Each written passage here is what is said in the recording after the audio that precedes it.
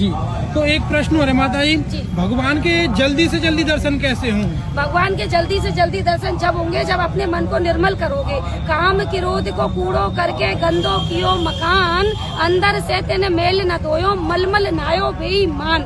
अपने काम क्रोध के कूड़े को पहले समाप्त कीजिए, अपने अंदर के मैल को बिल्कुल क्लियर साफ कर लीजिए। जैसे अपनी गंगा यमुना सरस्वती जैसे त्रिवेणी है, ऐसे हमारी गंगा माताएं एक बार स्नान लेने से अपना धर्म अच्छा हो जाता है। ऐसे ही अपना मन निर्मल होगा तो भगवान के दर्शन अवश्य होंगे। पहले अपने आप को निर्मल करिए, अपने काम क्रोध के कूड़े को खत्म करिए, अपनी आत्माओं को जागृत करिए, अपने अंदर एक विश्वास बनाइए, तब भगवान के मार्गदर्शन आपको अवश्य होंगे। कौन कहता है कि भगवान आते नहीं, तुम जसोदा के जैसे बुलाते नहीं। हम जब जसोदा बनेंगे तो भगवान हमारे अवश्य आएंगे। वाह वाह, बहुत सुंदर। तो माता जी जैसे आपने सब चीज का त्याग कर दिया है, तो संत बनने के लिए किस किस चीज का त्याग करना पड़ता है? संत बनने के लिए मोह माया मोहिनी जी, मोह माया मोहिनी। अगर जिसने मोह और माया और मोहिनी का त्याग कर दिया वो परमात्मा की भक्ति में अवश्य घुस जाएगा और वो परमात्मा के मार्गदर्शन भी पालेगा और परमात्मा का वेस्ट भी बन जाएगा, परमात्मा की शरण में भी बैठ जाएगा। और जो मोह माया का त्याग नहीं करेगा, अपने मन को निर्मल नहीं करेगा, वो भक्ति में विशेष कर्पूर से नहीं घुस पाएगा। अरे जी माता जी, अभी आपने एक बात बोली थी, हम बैठे आपके पास में तो हमारा मन बड़ा गदगद हो गया था। आपने बोला था माता पिता से मैं जब मिलना चाहूंगी जब मेरी समाधि लगेगी। हाँ। तो ऐसा क्यों?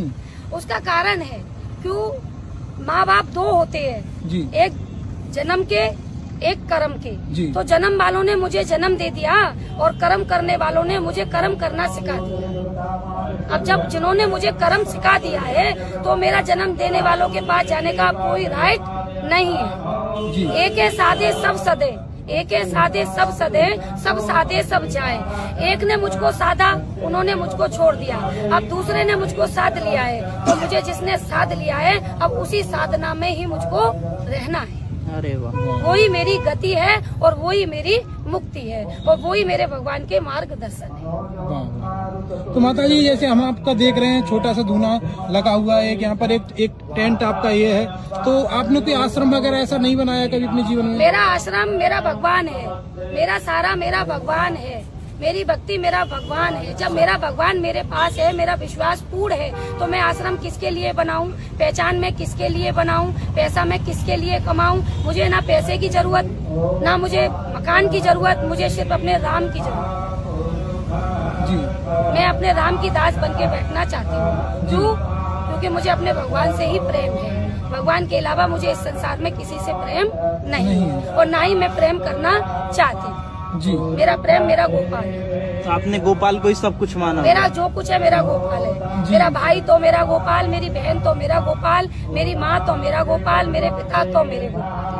गोपाल से बढ़ के मेरा इस संसार में अब कुछ नहीं है। मैं अपने गोपाल के साथ ही रहना चाहती हूँ। मुझे आनंद मेरे गोपाल के साथ रहने में ही आता है। माता जी गृहस्थी जीवन में इंसान को सबसे ज्यादा क्या काम करने चाहिए अच्छे? सबसे ज्यादा गृहस्थ जीवन में सबसे बड़ा काम ये है कि आपके घर पे कोई भी अतिथि आया जी, आप उसको बहुत सुंदरता से बिठाइए, खिलाइए, पिलाइए, उसका मान करिए, उसका सम्मान करिए, उसको इज्जत दीजिए, उसको अपना बनाइए, तब गृहस्थ बढ़ाए जी।